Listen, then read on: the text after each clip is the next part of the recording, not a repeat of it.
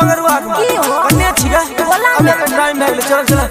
चल ऑपरेशन करा ले हमें नहीं जीवा ऑपरेशन करा देले बिना बेटा के नहीं हम करे बउआ परेशान तू जल्दी ऑपरेशन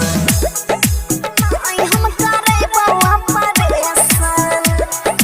हाँ हाँ सरकार के रूल निकल लाए गे मौगी ऐसन सरकार के रूल निकल लाए गे मौगी ऐसन कराबे मौगी गे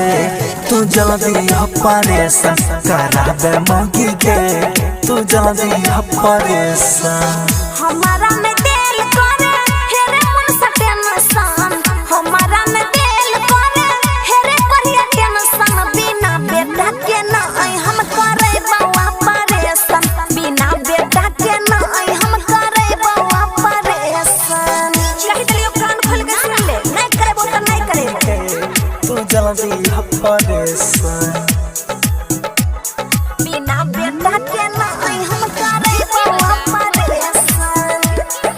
नहीं हम करे बउआ परेशान सोरे के सोरे तू ताहा बच्चा जन्म भी एक सोरे बच्चा के कौन चीज खिले भी बोल लगे कौन चीज खिले भी जे खाइबै से खिलेबे ठीक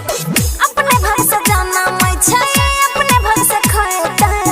बुद्धि ज्ञान होतै त बन जब कमाएते हमरा बात के नहीं करे मौगी तू रिजेक्शन हमरा बात के नहीं करे मौगी तू रिजेक्शन कराबे मौगी गे तू जल्दी ऑपरेशन बिना बेटा के नहीं हम करे बउआ परेशान मुन्ना कराबे मौगी गे तू जल्दी ऑपरेशन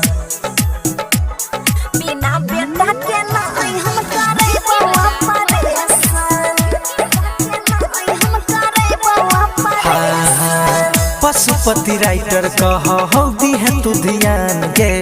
बेटा बेटी होई छी कहिए के समान गे बात के बुझे छै ना हां रे बुझै छी ले सुन हां रे बेटा रहतै त बखतै खानदान रे बेटी के अपना हाथे करिए कनिया दान रे मुखिया में खार होई के नहीं छोपर मिशन मुखिया में खार होई के नहीं छोपर मिशन कराबे मौगी गे तू जल्दी ऑपरेशन बिना